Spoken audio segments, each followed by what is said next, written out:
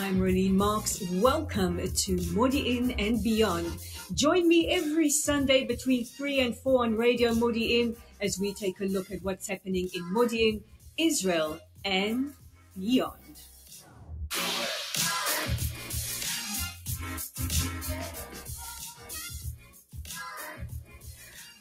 I really have to change that sting because it's not Sunday, it's Tuesday. You guys know what time it is. It's time for Modiin and Beyond on Radio Modiin with me, Rolene Marks. And you can't believe the tomfoolery in the studio before we went live because I'm joined by three of my favorites, David Lange from Israeli Cool, Adam Levick from Camera UK, and because I loved him so much last week, Simon Plosker from Honest Reporting. Yes, I've dragged them back into studio this week, but we're going to be having a very, very serious discussion. We're going to be doing, I think, our round table of therapy again. Last week, the four of us joined the Ministry of Foreign Affairs on a trip down to the Otef. We visited Sderot, Nachal Oz, Kibbutz Kfar Aza, and Re'im, the site of the Nova Festival. And I think we're all still in the process of processing what we saw, what we felt on that day. And we wanted to sit down and chat to each other and share with you what we saw, what we felt, and why it is so important that we continue to bear witness. Guys, welcome back. I think this has now become your second homes. And we love it. Welcome here anytime. Now, last week, Thursday, the four of us joined the Ministry of Foreign Affairs and a couple of other activists. We went down and I didn't sleep on Wednesday night. I didn't have a wink of sleep. I didn't know quite how to prepare my emotions. I knew that the next day was going to be extremely emotionally taxing on me. What were your feelings in anticipation? Oh, I actually thought it was going to be worse than it was. And I only say that because, I found just reading about what happened so traumatizing and seeing the videos that come out on Telegram. And, to me, like those were just horrific beyond anything I've ever experienced. And so I thought maybe it was going to be worse being there. I'd say it was different being there. It kind of allowed me to be closer to what happened in a way. I mean, there's nothing like going to a place where something happened. It's different than reading about it. But I think I was already properly traumatized by just reading about what happened on October 7th. But I did find it on one level, like being at the site of the Nova massacre, the Nova Music massacre, and seeing those photos at the temporary memorial of all those faces, all those young men and women who were in the prime of their lives, like they were in their 20s and vibrant and just, these were just really wonderful people, and they were slaughtered, nearly 400 of them, and just being at that site and seeing their smiling faces and knowing that they're either dead or taken hostage, that was, I think, probably the most difficult moment for me being there, and it was the most just gut-wrenching. So like I said, on one hand, it wasn't as horrifying as I thought it would be. On the other hand, being there kind of hits home the horror of what happened in a way that simply reading dry text or even seeing a video can't. So I think it was a different experience than what we've experienced until now. And I'm glad I went, though. Like you said, I think our role as Israelis, as Jews, as professionals in the pro-Israel world is to bear witness as to what happened. And as hard as it is, I think it's really important that we do due diligence and do the hard work and go to the places that are hard to be at, and continue to tell the world and continue to tell those who read our blogs and read our social media feeds what exactly happened, and not to give a break to those who tried to in some way make it seem as if it really wasn't that horrible, or as if Israel is the wrong party in this. I think it's very important that we went, and I'm glad that you pushed us to go. Because it wasn't an event on AI, contrary to what many people are saying on social media. We saw it with our own eyes. I know for me as well, visiting the site of the Nova Festival, that packed a big emotional punch. Yeah, no, absolutely. And just going to your first question there, so I haven't slept really well since October 7, and I'm sure many of you would have a similar experience.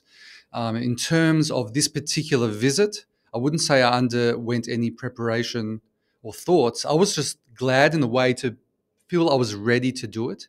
It's Yeah. taken me a really long time to be prepared to even go and visit these sites. I've seen certain videos online, but for sure I wasn't ready, and I will never be ready to watch an unedited footage of all the atrocities, or at least some of the atrocities, which have been released to members of the media and other people willing to see them. That is probably a bridge too far for me. But even visiting these sites, even where there isn't actual gore in your face, but just you know what happened there. There's a real heavy kind of atmosphere there. You listen to stories, even for me, or even that for me, I felt would be too much for me to handle. And I think it might surprise people who are familiar with my work, because when it comes to my online advocacy, I have a very thick skin. I'm dealing with anti-Semites and the worst of humanity on a daily basis. And people say, "How do you do it?" I somehow am able to let it fly past me for the greater good. But in terms of something this close to home, in terms of my people, what happened to my people in my country, it's been really difficult to get to the point where I felt I could visit. And even now, having visited, as Adam said, I agree with those sentiments. I'm glad that I did it, but I'm still processing, and I'm forever changed. I think that's key. I think it has forever changed us. No, absolutely. And I think for me, I think we have to remember we went 90 days after those horrific events. Yes. I had the opportunity to go down there a couple of weeks, or not even that, after October 7. And I was in two minds at the time. Number one, I was incredibly busy. I mean, I don't want to make it sound like I was too busy to go down there and see. The simple fact was that, and for all of us, the immediate aftermath of what happened and the outbreak of war meant that we were all working overtime and dealing with the terrible stuff online and in the media. And I simply didn't have the time to go down there. And I sent one of my colleagues, I actually sent my social media person down there. And his description was very different of what happened, was very different from, I think, what we experienced, because I said 90 days later, it's become sort of obviously an operation of sorts that people are being shown around these places. And it's being done professionally and sensitively, or sensitively as one can do it.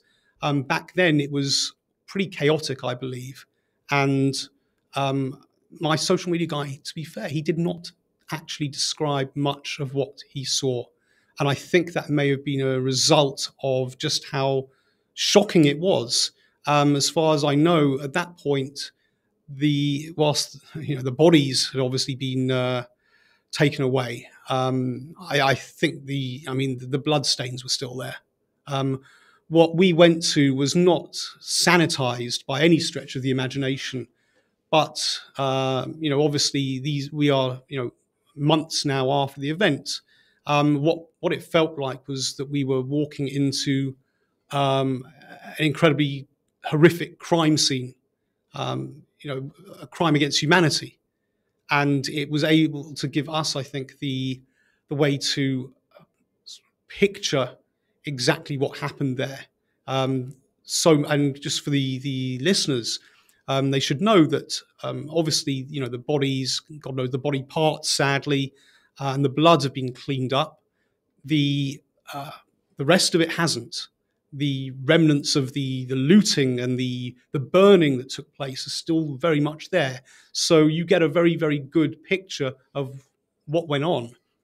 And for me as well, I've been down south numerous times. We've taken mission groups for honest reporting. So, for example, when we went to Sterot, we visited the police station. And now, in my mind, I've been to the police station many times. And it's somewhere you take groups because they used to collect the remnants of all the hundreds and hundreds of Qassam rockets that have been fired at Sterot over the years. And it's a very, very visual way of showing what's been going on there. Except this time, there's no police station. There simply is no police station. What you're looking at is an expanse of just earth, where the police station was bulldozed on October 7th because it was full of terrorists. And that's a very, very that's one visual that will stick in my mind. And another one is, I said I've been down there many times to these kibbutzim and the moshavim down there. And they're usually very sort of vibrant places. So kids running around. Some of us went down there just the other year, and I'm not one for schmaltz. I can't be bothered, dealing with sort of kids doing little shows and things. But we actually had a show put on by the children of one of the kibbutzim there. It was all very nice, and I'm thinking, whatever. The bigger issue there being, of course, the kids have gone through incredible trauma. They all suffer from post-traumatic stress disorder because of the rockets that they've been subjected to over the years. And someone posted online a photo of us with these children on this kibbutz. And that really hit me, because there was a realization that those kids aren't there anymore. A lot of them are probably dead, maybe kidnapped at that point. And that hit me at the time. And so I think it was important as well that we all went down there, because sadly, horrifically, we've seen all of this. It's the equivalent of Holocaust denial. And we shouldn't need to go down there to bear witness. But unfortunately, this is the situation we are in right now, that we have to go down there. And a number of us, we speak to groups, we write things. I think it's necessary that we have the ability and the gravitas to be able to say to people, those of you who are denying what happened, we went down there, we saw for ourselves, we saw the houses that were burnt out, we saw the signs in front of those homes, those houses, of the numbers of bodies that were taken away. And there's nothing that makes up for first-hand experience when it comes to describing what we are dealing with here. I think for me, there are several moments or several images that resonate. The police station, because I used to take so many WITSO delegations. We have 4 rocket-proof daycare centers in Sderot. We have our PTSD center in Sderot. But also going down to Nachal Oz, and the first little house on the corner that we stood outside while our guide was talking to us was the home of the Zohar family. And we know that the Zohar family was completely slaughtered, except for young Ariel, 12 years old, who went for a jog that morning. And what I can't stop seeing are the cleaning equipment, the nozzles in the kitchen, that reminds you that this was a family who lived here. And maybe that morning, before they were brutally slaughtered by Hamas, maybe they were doing the dishes or making a cup of coffee. And further down on the kibbutz where the dairy is, and to hear from the dairy manager that the cows are still traumatized. We don't think about that. And that sukkah that stands there almost defiantly in that, surrounded by those burnt out communal buildings, that to me is almost a sign of resistance. And then, which I told you, just that was particularly painful for me emotionally, because as a woman, I know what happened to so many of the women there, and how painful it is as a Jewish woman, as an Israeli woman, to have women's organizations around the world, feminists, who talk about believing every woman, who have spoken so eloquently and so vociferously about Me Too, but to know that our sisters and daughters that went to Dance for Peace in the hope of dancing one day with the people across the border fence, how the atrocities that they endured have been ignored, despite the overwhelming evidence. And then to Kibbutz Kfar Aza, walking through and still seeing that those sukkot are standing up, and those houses are not mansions that anti-Israelists would believe that we have here in Israel. They're modest homes. And that area where the young people live, those homes are tiny.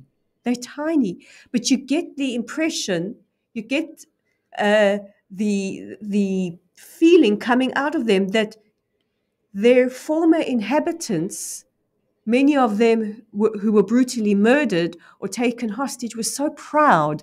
They were so proud of them. They were so proud to have this little slice of heaven in their kibbutz. And the house that the incredibly brave mother of Sivan has made sure is preserved for people to see what happened, that you walk in and is full of pockmarks from the grenades, and that sign on the door that says body parts found on the sofa.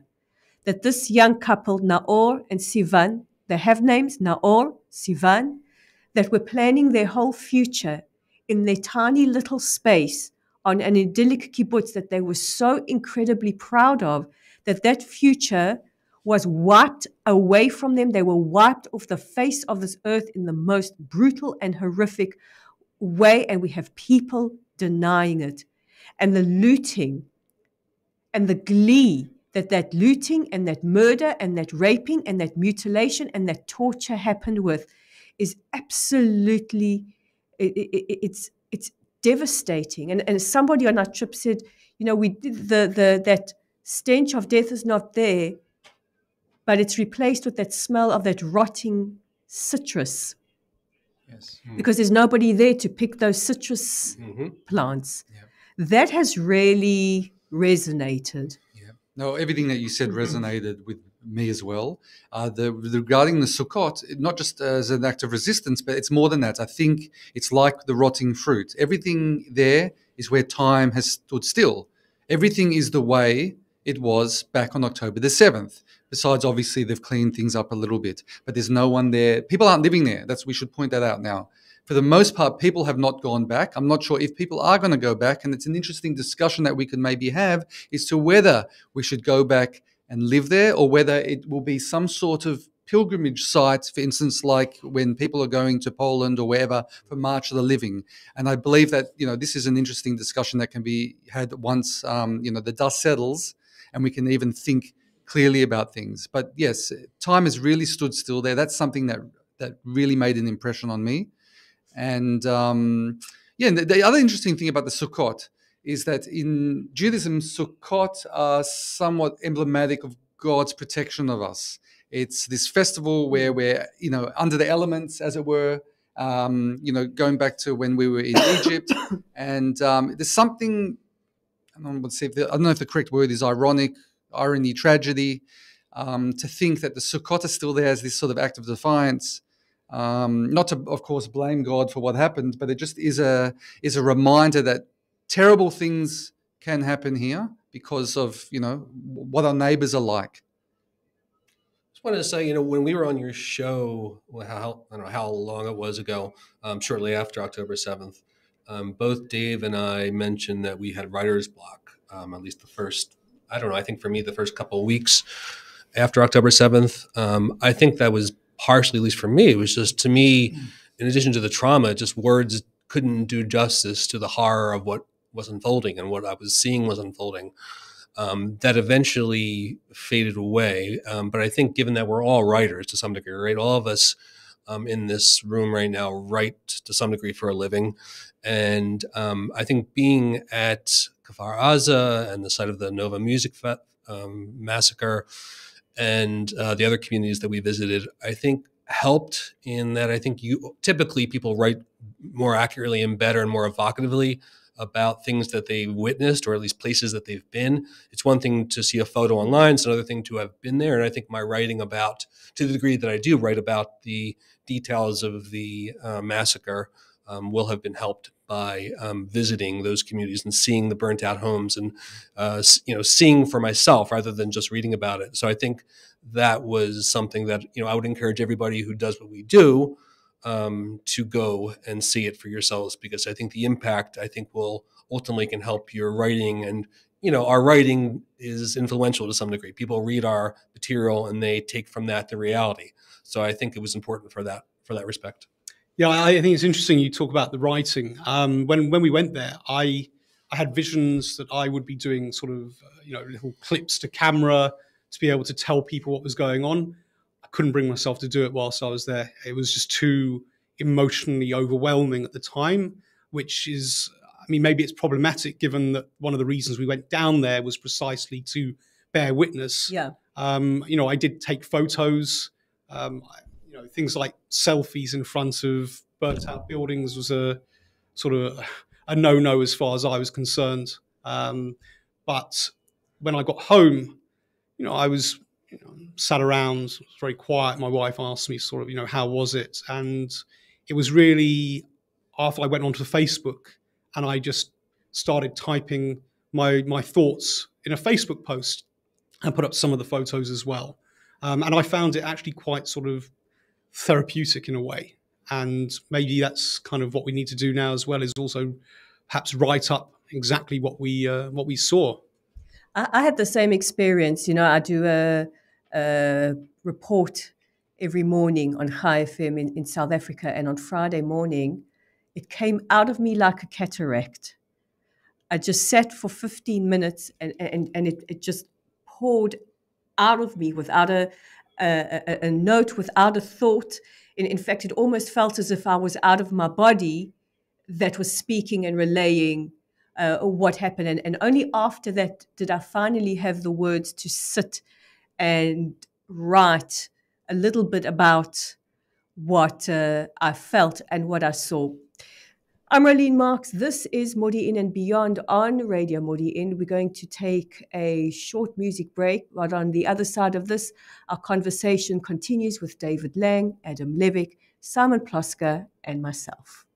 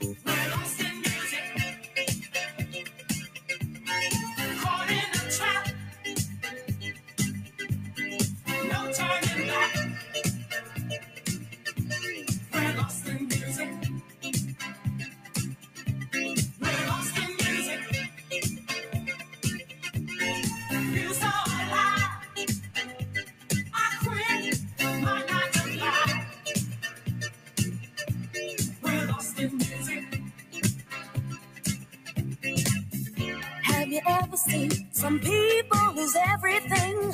First to go is their mind. Responsibility to me is a tragedy.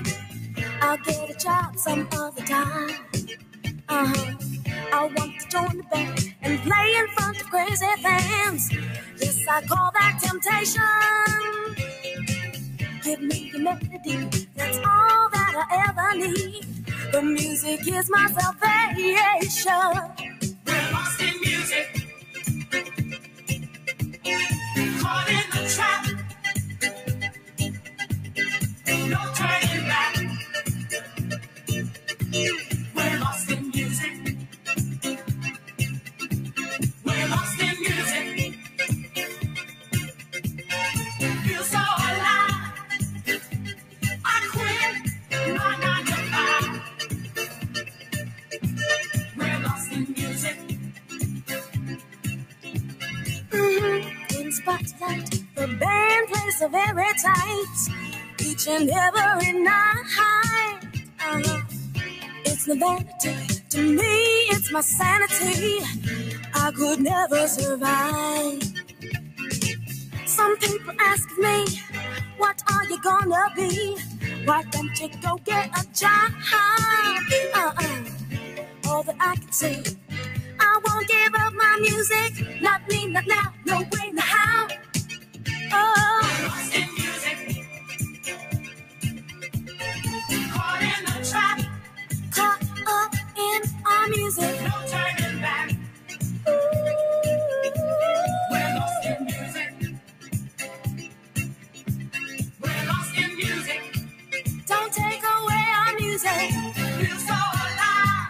Feel I quit my 9 to 5. Yeah. We're lost in music. We're lost in music. Melody is good to me. Caught in the trap.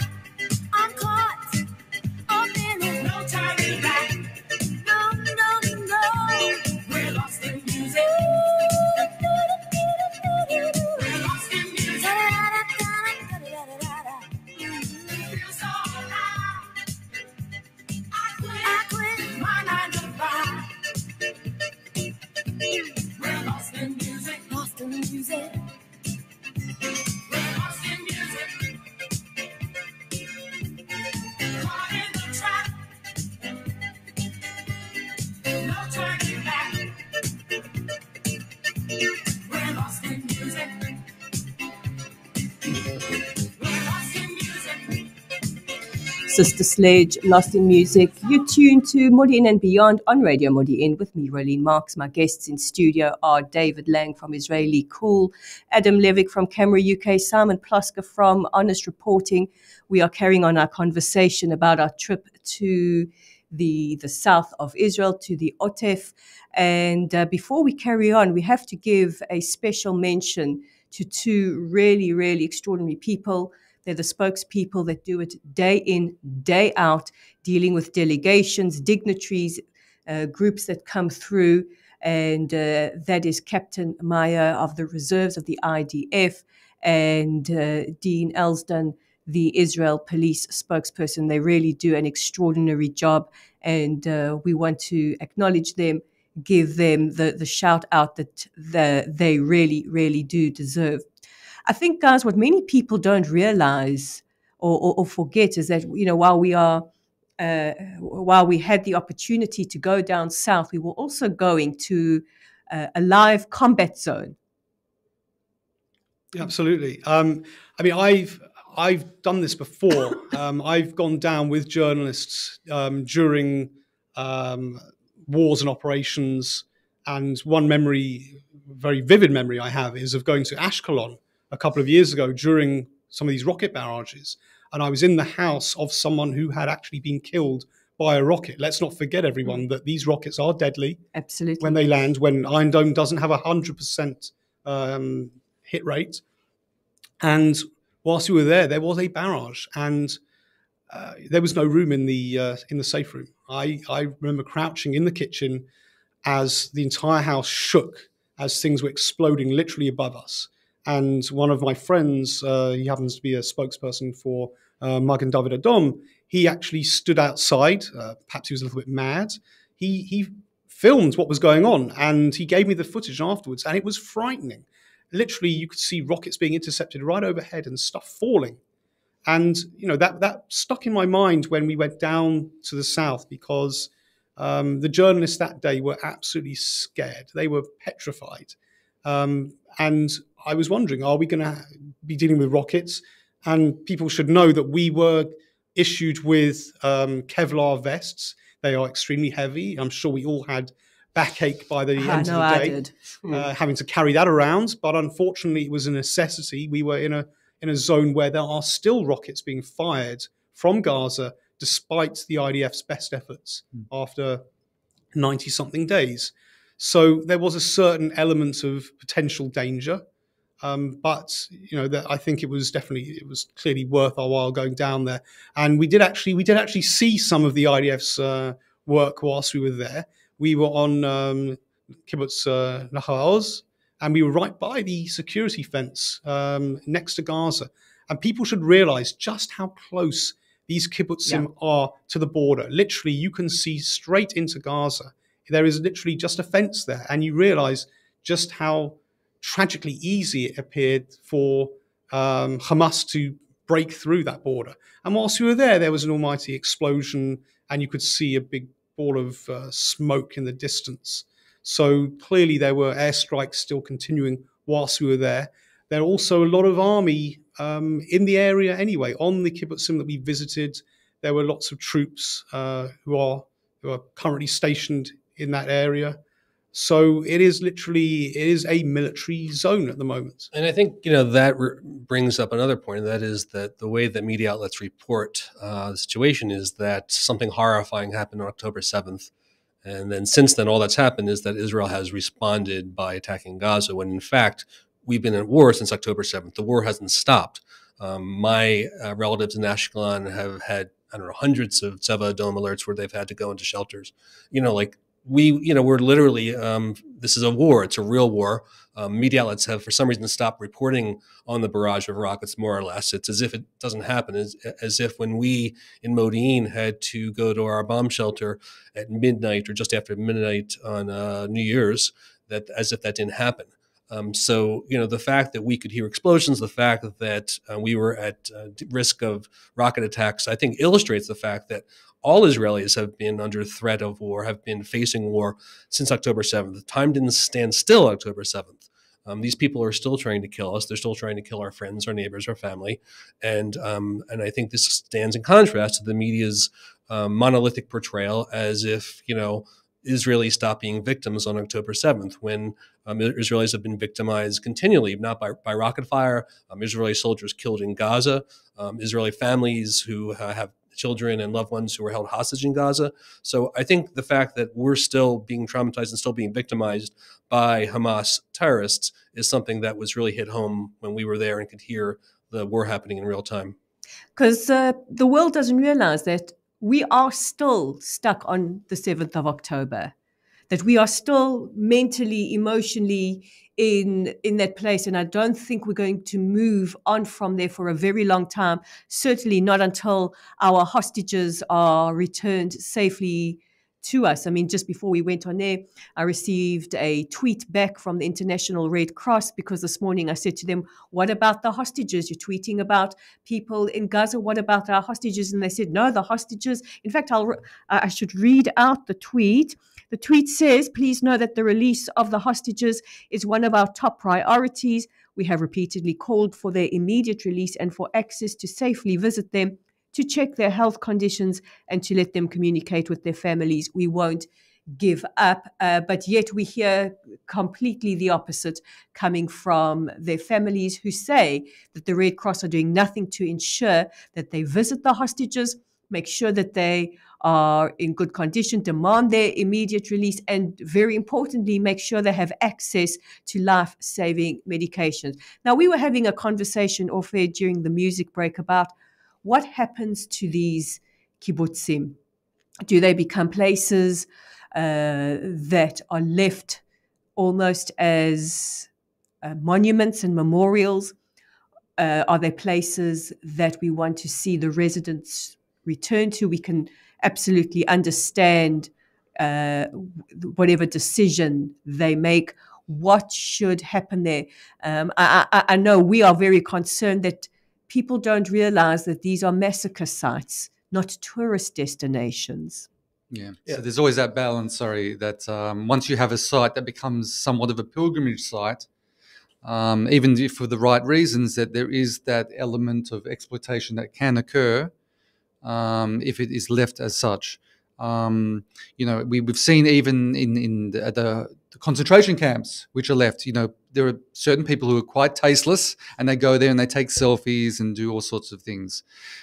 So it's a real balancing act. Ultimately, it will hopefully be a decision that the residents will make and should make, whether they feel up to going back to these sites and getting on with their lives. And I would totally understand if that's the decision that they make. It is the ultimate form of resistance, as it were, to then go back to these places and build them up again and make them prosper as they once did. On the other hand, one can imagine that might be too painful, especially for those people that have lost their loved ones, their friends, which is actually everyone in a sense. So ultimately, it's going to be whichever way you go, there are going to be pluses and minuses to it. My feeling, it's just a gut feeling, is that they might end up being sites which are left as, pilgrimage sites, as it were, just because of the extent of the destruction that has occurred there, the extent of the loss of life. And, much like school children go to Poland and other places on programs like March of the Living, because this is really history. It's a historical event in the unfolding history of the Jewish people, one of the many tragedies which have occurred to us, and this is something that's happened in modern times. This is pivotal. We're all part of that. It's a pivotal moment in Jewish history. It's a pivotal moment in Jewish history, and all the moments that are now going to unfold from this are also pivotal. So that's, again, just my feeling. But of course, as I mentioned, it will be a decision ultimately is made by the residents. And it's whatever the decision is, it's very important, as we keep saying, for people to visit. There will always be people visiting, and there should always be people visiting, whether or not the residents go back to live there again. Look, I think it's up to the residents, but I think generally speaking, if Jews in Israel don't return to those envelope communities, then I think to some degree Hamas has won. I think, one of the things that differentiates Israelis from Palestinians, I'm speaking generally, of course, is that we don't wallow in our victimhood. We live, right? We go on with our lives. We survive. We thrive. That's what Zionism is. That's what Israel's rebirth was, right? So I just assume, without knowing for sure, that Israel is going to make the decision as a country, as a people, to return to those communities. And there might be memorials there. There should be memorials there. But I think Israelis will return. So I think we need to establish that we're not going to be dictated to as to where in Israel that we could live and where we can't live. I think that once we make that decision, once Israelis start rehabitating and living in those communities that we visited, I think only then will we know for sure that we beat Hamas in this existential war. So I think it's actually really important from a national survival standpoint and from an ethics standpoint that those towns become re-inhabited again. I mean, you were mentioning before, Rolene, when we were in Kfar Aza, we were standing in the area, if you want to call it a neighborhood, the next generation, people who were in their sort of 20s, young couples, their first homes. And that was such a scene of devastation. I remember standing there thinking, who on earth would be able to come back to this, maybe this particular area? And I was thinking that that's the sort of place where you can't really go back there. You might that would be a place for some sort of memorial site. But I'm also thinking, again, I hate using Holocaust analogies, but we mentioned Auschwitz, and yes, I've been to Auschwitz many years ago, and I was also struck by. For me, it was a holy place of pilgrimage, but for many, many other people there at the time, they were tourists who were, happily snapping away, and it just felt very hurtful. But at the same time, if Auschwitz was not there as a living monument and a living museum to what happened, then you can almost imagine the number of people out there who would claim it was never there in the first place. Exactly. And maybe we are duty bound, sadly, to preserve some of exactly what happened, because we're going to need that proof in, I mean, it may only be, 5-10 years time, let alone, sort of 100 years later. And that's a very, very sad thing, but that we have to preserve that. But sadly, there are too many people out there who would want to deny the terrible history that Jews have been through. And we also can't forget that these kibbutzim are the breadbasket of the country. And here we have to salute all the people who on a daily basis are going down south to pick fruit, to do whatever they need to do to make sure that Israel continues to eat and export, and that revenue continues to generate. I think for me, it was very, very bittersweet and inspiring to hear that the printing press, it's the biggest printing press in the country that operates out of Be'eri, was functional about a week after, and that the dairy farm on Nachal Oz is functional. I do worry about the cows, the livestock, and there we saw. I don't know if he's a volunteer or a worker there, Ibrahim from nearby Rahat, who's there milking those cows. And I also found that very special, this feeling of community. We are all Israelis. Doesn't matter what your background is. We were all affected on that day.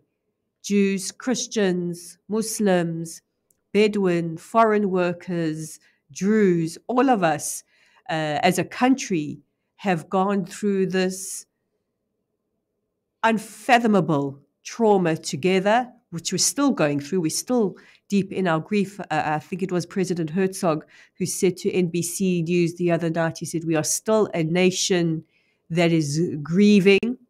And I found it very, very special to see Ibrahim milking cows, stepping in, where once there were foreign workers who unfortunately were either murdered or taken hostage or out of sheer fear have fled back to the countries they came from. Well said, Rolene.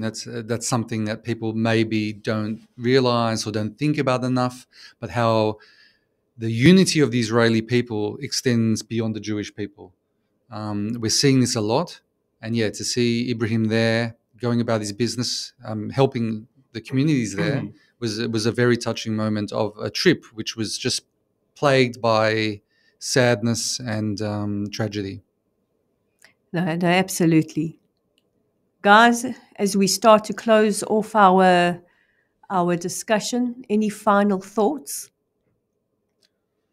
No, just that anybody that has the opportunity to please, visit the OTAF and, make it as real what happened for them as it did for us, and to make it a priority to, to visit and to also just, try not to think of what happened as in an abstraction, right? These were real people, Israeli men, women, and children who were murdered, slaughtered, raped, mutilated, and family and friends who are worried about whether or not their children are going to come back as hostages from Gaza. So I think we have a tendency in the West often to look at the Israeli-Palestinian conflict as an abstraction.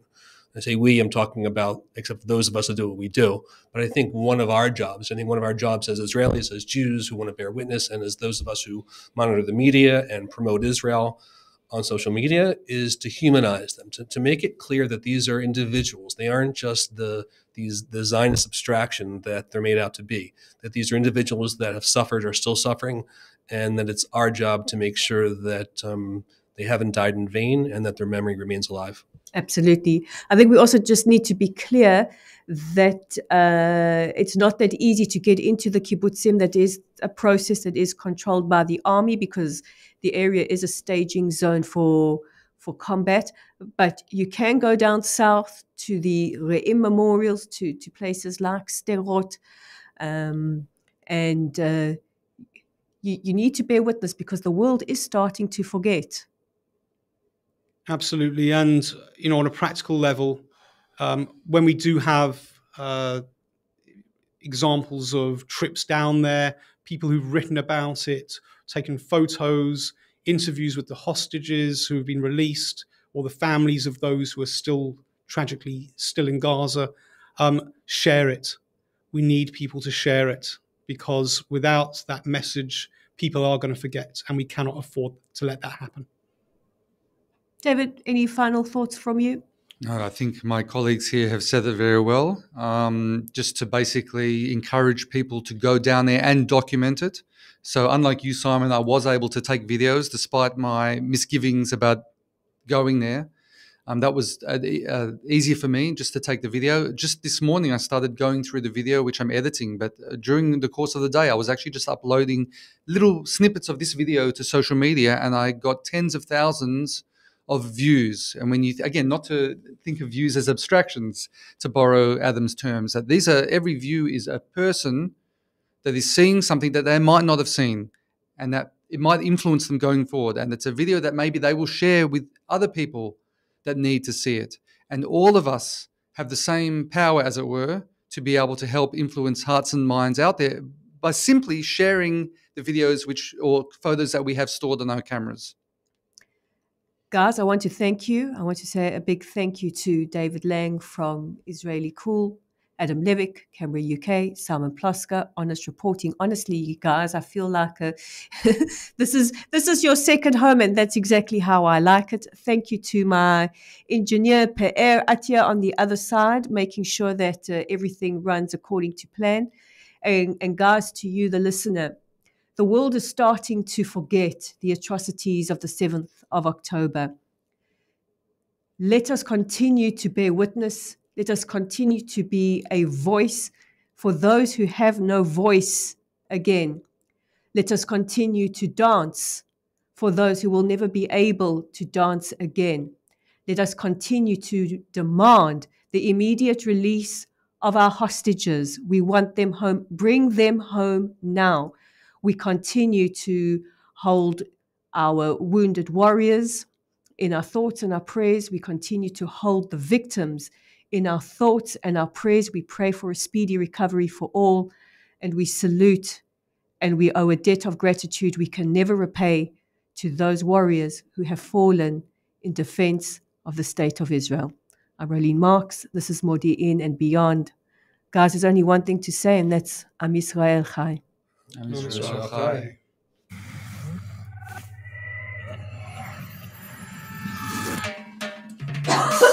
First they ignore you, then laugh at you and hate you. Then they fight you, then you win. When the truth dies, very bad things happen. They're being heartless again. I know it's coming, there's gonna be violence. I've taken as much as I'm willing to take. Why do you think we should suffer in silence? When our heart is broken, there's nothing to break. You've been mixing with some very heavy faces. The boys have done a bit of bird. They don't kill their own, and they all love their mothers. But you're out of your depth, son, have a word. I know it's coming, there's gonna be violence. I've taken as much as I'm willing to take. Why do you think we should suffer in silence? The heart is broken, there's nothing to break. All is wonderful in this life. Dreaming of the sun she wore.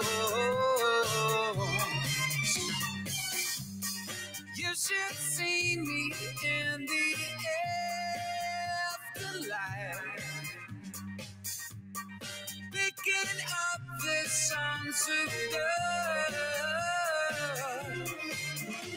When you think we're lost, we're exploring what you think is worth some adoring. You don't want the truth, truth is boring. I got this fever, need to leave the house, leave the car, leave the bad man where they are. I leave a few shells in my gum and stop me staring at the sun. I know it's coming, there's gonna be fire.